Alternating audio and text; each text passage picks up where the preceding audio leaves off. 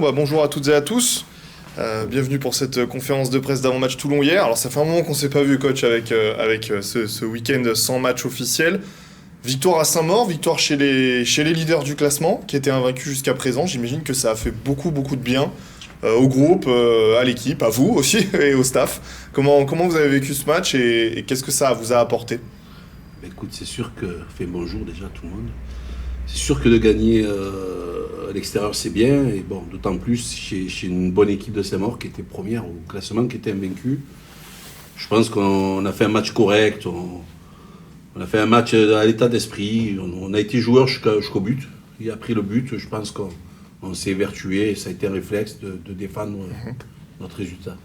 C'est important aussi de parfois gagner comme ça. On a vu que les défenseurs ont été bons, que parfois c'est aussi Chris qui a sauvé un petit peu la patrie. C'est bien aussi de gagner comme ça, même si c'est pas forcément dans le jeu avec beaucoup d'occasions, ça donne aussi de la confiance défensivement, vous en aviez besoin. Alors c'est vrai que on fait un bon match en prenant pas de but, mais je trouvais qu'on avait 2-3 occasions. Le gardien fait un super arrêt sur une occasion de Diallo. Et après, il y a quelques situations qu'on peut transformer. Mais oui, je t'ai dit au départ, on a fait avec la mentalité, oui, bien sûr. Est-ce que tu partages cet avis, que tu l'as senti dans le groupe, que cette victoire, il y a eu cette élimination prématurée en Coupe de France qui avait peut-être un petit peu cassé la dynamique, que cette victoire elle a fait du bien, surtout, voilà, on l'a dit, chez une équipe qui était invaincue. Oui, c'était important pour nous déjà de ne pas prendre de but, parce que si on est solide défensivement, les gens ramèneraient tout le temps quelque chose.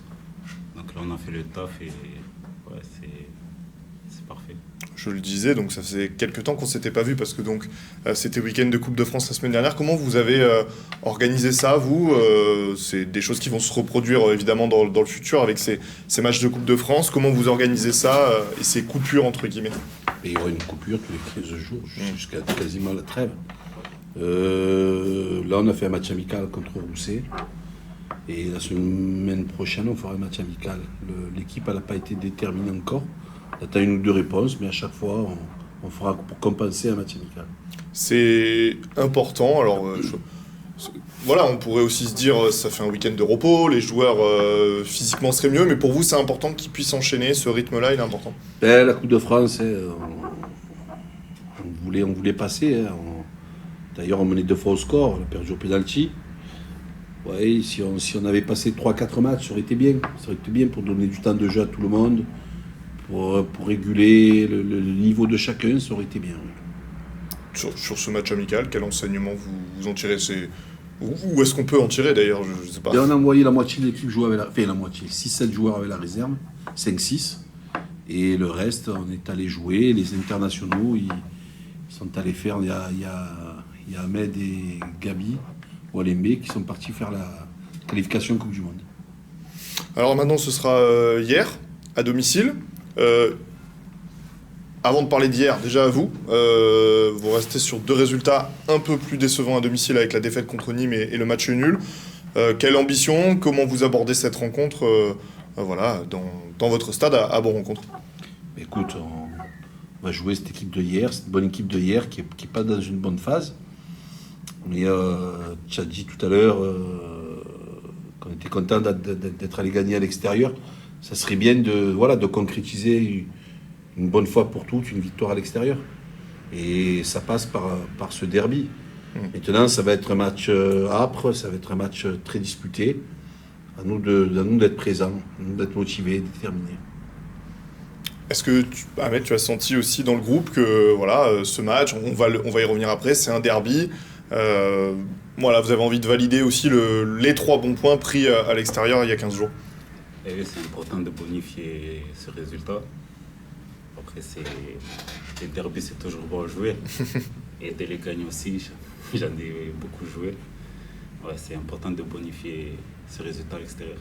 Qu'est-ce que vous pouvez nous dire sur hier? Vous le disiez, ils sont dans une passe un peu difficile. En championnat, ils n'ont plus gagné depuis fin août. Et ils viennent de se faire éliminer en Coupe de France à domicile. On les imagine un peu revanchards, entre guillemets, avoir envie de relancer la machine à Bon-Rencontre. Comment vous les attendez? De toute façon, il faut toujours faire attention à la bête blessée. Ils sont sur une mauvaise série, mais ils ont une bonne équipe, des bons joueurs.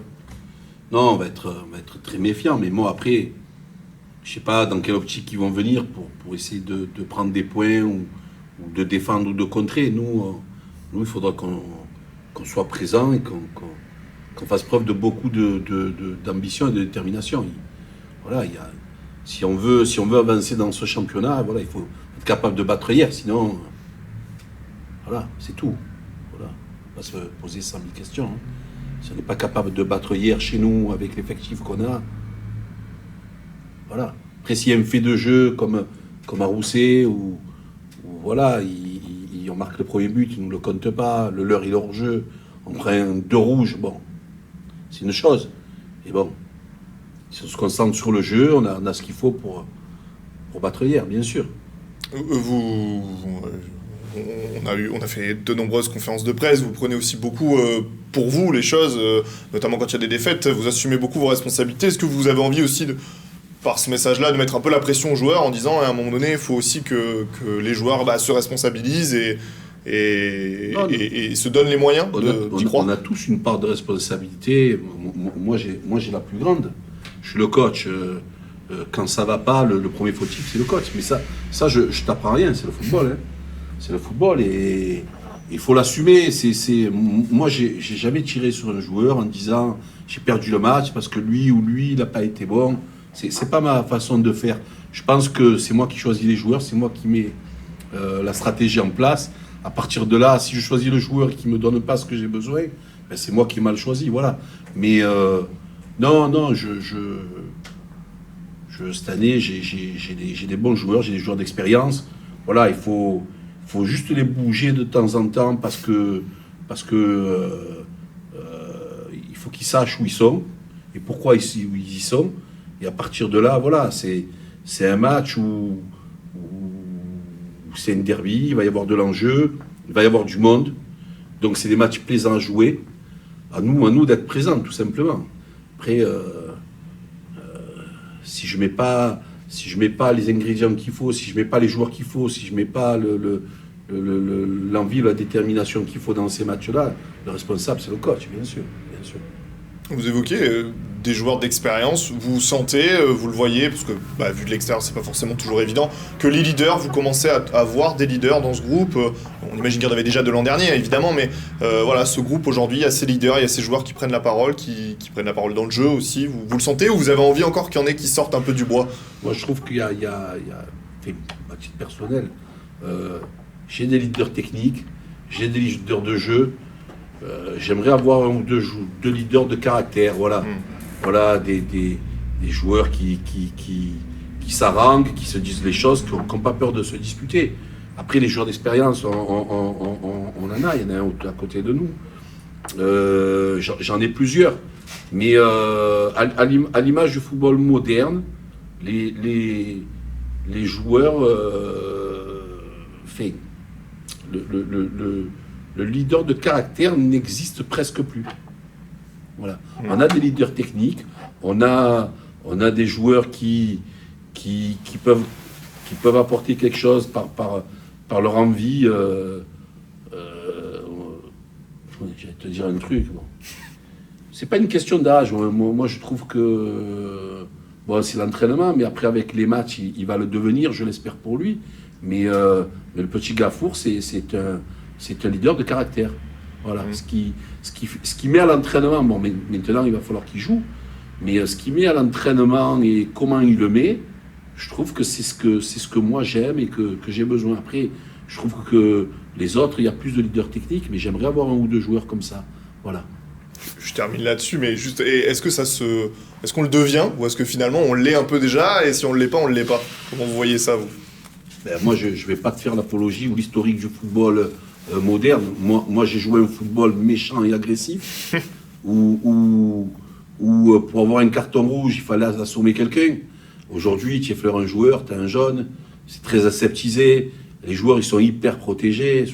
Souvent, on fait le comparatif entre Messi et Maradona, qui est le meilleur. Déjà, c'est pas la même époque, c'est pas la même vitesse de jeu, et c'est pas la même agressivité. Il y en a un qui s'est fait charcuter, et l'autre qui a été protégé, même si l'autre, il est très très fort. Mais je trouve que, à l'image de l'époque, de la société, ça manque de caractère, oui, beaucoup. Mais c'est pour ça que quand on dit, souvent on parle de Toulon, les anciens, etc. Le football, il a changé. Les hommes, ils ont changé, la société, elle a changé. Donc voilà.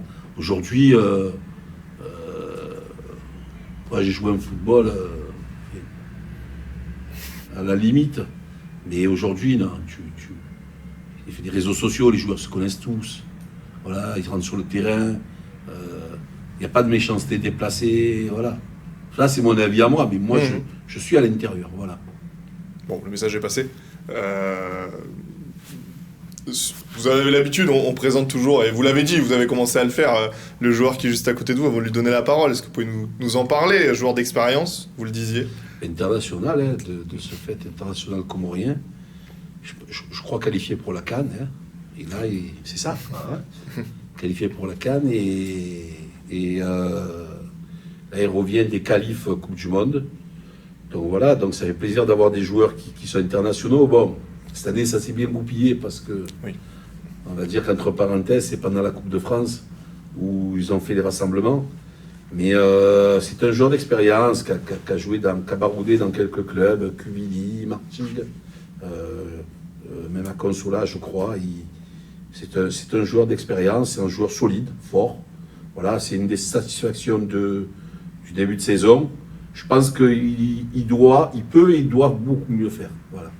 Il doit beaucoup mieux faire. J'attends beaucoup de lui. Souvent, je l'embête à l'entraînement, mais pas que lui. Hein. Mais parce que on est exigeant avec les joueurs vers qui on attend beaucoup. Hein.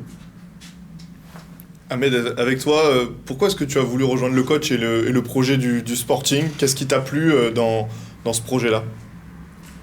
Dès que Moumi m'a appelé, m'expliquer le projet, j'ai adhéré. Je le connaissais d'avant un peu aussi, bien évidemment. Et j'ai un peu parlé avec les joueurs autour aussi. Et ça m'a plu. Le projet m'a plu. Il y a un bon groupe, on vit bien. Voilà, et c'est parti. Justement, qu'est-ce que tu as découvert? Alors, le groupe a été quand même bien conservé par rapport à la bonne saison dernière. Le coach ne va pas aimer que je dise la bonne saison dernière, mais une 3e place quand même. Mais voilà, qu'est-ce que tu as découvert, toi qui es arrivé dans le vestiaire? Comment tu as été accueilli? Comment ça s'est passé? J'ai un très bon accueil. Bon, après, c'est un club du Sud. Le club du Sud, je connais. Ouais. Je connaissais quelques joueurs. Et qu'est-ce que j'ai découvert? Pas grand-chose. Hein. Sur ce début de saison, le coach est content de ton début de saison. Toi, comment tu te places? Voilà, comment tu vois ton début de saison? En défense, il y a aussi beaucoup de turnover, les blessés, les suspendus. Vous avez beaucoup tourné. Comment toi, tu as vu tes premiers matchs, ton début de saison? Moi, je fais un bon début de saison, mais je pense que je peux augmenter le curseur et aller chercher plus haut. Aller chercher plus haut et amener l'équipe où elle doit être. Mais ça, on va faire match après match. On va aller chercher les victoires. Et pourquoi pas... Et je le disais, il y a ce côté turnover. Tu as pu jouer avec... Il y a Anto, il y a Mérez. Enfin, ça tourne beaucoup en défense centrale. C'est quoi? C'est une question d'adaptation? Comment toi tu le vois? Peu importe la personne qui est à côté de toi, parfois vous êtes 3, parfois vous êtes 2 dans l'axe. Voilà, est-ce que tu t'adaptes? Comment tu le vis? Ouais, je m'adapte, peu importe le joueur qui est à côté de moi. Anto, c'est un joueur d'expérience. Donc, ouais, je sais jouer avec lui. Mérez aussi. Et ouais, je m'adapte. Et on évoquait évidemment ton expérience internationale.